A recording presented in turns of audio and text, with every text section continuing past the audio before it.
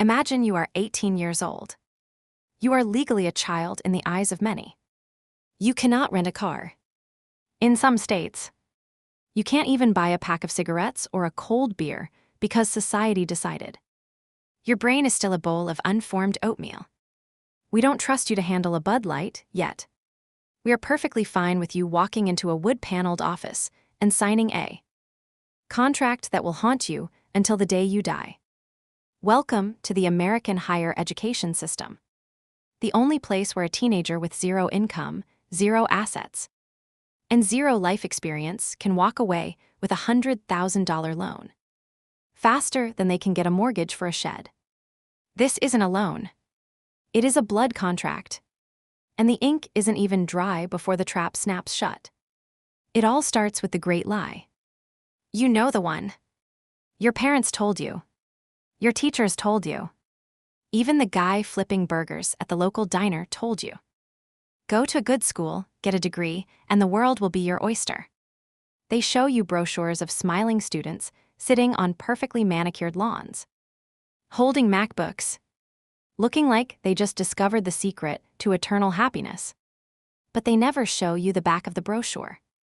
The part where the oyster is actually a debt trap and the MacBooks were bought with a high-interest credit card because the meal plan cost more than a small car. High schools have become glorified marketing agencies for universities. From the moment you step into your junior year, the pressure is on. It's a prestige arms race. If you don't get into a top-tier school, you're told you will be a failure. You'll be stuck in the mud while your peers ascend to the corporate heavens. So you apply. You get in. You see the tuition price tag. It's a number so large, it doesn't even feel real. $60,000, $80,000, $250,000 for 4 years. At 18, that's just a high score in a video game you don't know how to play. Enter the financial aid office. This is where the magic happens. The person across the desk isn't a predator. They are usually a very nice person named Karen who wears cardigans. She talks to you about awards and packages. Notice the language. They don't call it a massive debt burden. They call it an award. Congratulations, Tyler. You've been awarded a $50,000 unsubsidized Stafford loan. That's like congratulating a drowning man for being awarded a very heavy gold brick. You feel special. You feel chosen. You sign the master promissory note. It's a digital signature. One click. Easy. You just traded 30 years of your future labor for a chance to live in a dorm room that smells like stale pizza and regret. The university gets their money up front. They are paid in full. They have no skin in the game. Whether you become a neurosurgeon or a professional tick-tick dancer, they already got their check. The bank is happy too. They just found a customer who can't declare bankruptcy to get out of the deal. In the United States, if you gamble away your house in Vegas, you can declare bankruptcy. If you start a business selling solar-powered flashlights and fail, you can declare bankruptcy. But if you take out a loan to study 14th century basket weaving and realize there's no market for it, you are stuck. That debt is immortal. It will follow you to the grave. It will garnish your Social Security. And as you walk onto campus for your first week, surrounded by the smell of fresh-cut grass and the sound of bells, you feel like you've made it. You feel like a winner. But you aren't a student. You are a line item on a balance sheet. You are the fuel for a $1.7 trillion engine that doesn't care if you ever get a job. You just bought a ticket to the most expensive ship in the world. And the band is playing a very nice song as the first leak starts to spring in the hull. Once you step onto campus, the reality of the price tag begins to blur. The university knows that if you thought too hard about the cost, you'd leave. So they keep you distracted. Modern American universities have stopped being centers of higher learning and have transformed into high-end luxury resorts that occasionally hold a math class. Look around. See that new $50 million athletic center?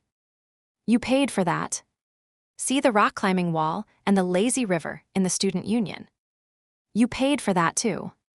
Universities are locked in an amenities arms race. They aren't competing for the best professors anymore, they are competing for who has the best gourmet dining hall and the softest dorm mattresses. It's a classic bait and switch.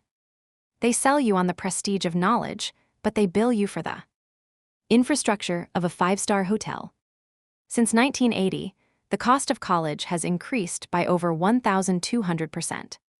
To put that in perspective, that's faster than the cost of food, faster than the cost of housing, and way faster than the rate of inflation. Why? Because the government guaranteed the loans. When a teenager walks in with a blank check from the federal government, the university has no reason to keep costs down.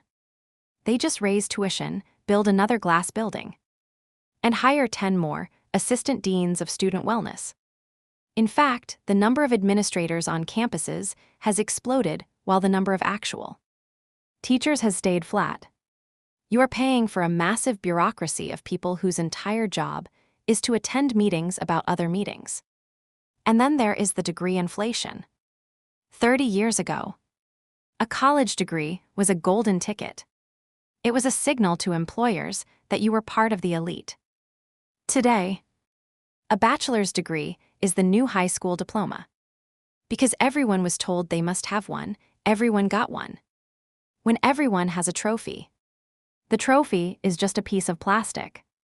Now, entry-level jobs that used to require a firm handshake and a bit of common sense now demand a 4-year degree and 3 years of experience for a salary that barely covers your rent in a city where a studio apartment costs a kidney. But here's the kicker: while the value of the degree is sinking like a stone, the debt you took to get it is anchored to your soul. Let's talk about the math they don't teach you in freshman orientation. Interest. While you're out at a frat party or struggling through a midnight study session, your debt is growing. It doesn't take a holiday. It doesn't care if you're sick. If you have an unsubsidized loan, that interest is capitalizing. It's adding itself to the principal. By the time you walk across that stage and flip your tassel, you don't just owe what you borrowed. You owe the interest on the interest. You are effectively paying for a house you don't get to live in. And what are you learning? In a world where all the world's information is available for free on the device, in your pocket, you are paying $400 an hour to sit in a lecture hall and listen to a professor read off a PowerPoint deck from 2012. You're learning theories that will be obsolete by the time the AI robots take over your entry-level data entry job in 3 years. You aren't buying skills. You're buying a credential. You're paying for the right to put a few letters after your name, so an HR algorithm doesn't auto-reject your resume. It's a protection racket. Pay us $100,000 or we won't let you work in a cubicle. As you sit in your dorm, eating 50-cent ramen because you've run out of meal points, you might start to feel a strange sensation. It's not hunger. It's the realization that you've been sold a dream that's being funded by your future nightmare. The ship is beautiful, the cocktails are cold, but the water in the hold is already up to your knees. The big day finally arrives. Graduation. You put on a polyester robe that costs $80 to rent, and you wear a square hat that makes everyone look equally ridiculous. The commencement speaker, usually a wealthy person who got their degree when tuition was the price of a ham sandwich, stands on stage and tells you to go out and change the world. What they mean is, go out and find a way to pay back the bank, or they will take everything you ever own. As you flip your tassel from right to left, a magical thing happens. The grace period timer starts. You have 6 months. 6 months before the federal government stops being your supportive educator and starts being your most aggressive debt collector. You enter the job market, diploma in hand, ready to conquer. But the market doesn't care about your senior thesis on postmodern interpretations of sitcoms. The market cares about value. And right now, the market is flooded. You're competing with 500 other people for the same $45,000 a year. Administrative role. After taxes, health insurance, and the $15 salad you bought because you were too tired to cook. You realize you have exactly $200 left at the end of the month. Your student loan payment. It's $600. This is the moment of the Great Awakening. You realize you didn't buy a ticket to a career, you bought a mortgage for a house that doesn't exist. You start to see the cracks in the hull of the ship. You see your friends moving back into their parents' basements. You see people in their 30s delaying marriage, delaying having kids, and delaying buying homes because they are still paying for a college experience they finished a decade ago. The system is designed to keep you in a state of perpetual, almost success. You earn enough to stay alive, but never enough to be free. But here is the twist. The sinking ship isn't just the students, it's the entire institution of the university itself. In 2026, the world has changed. Google doesn't care about your GPA anymore. Tesla doesn't care if you went to an Ivy League or a community college.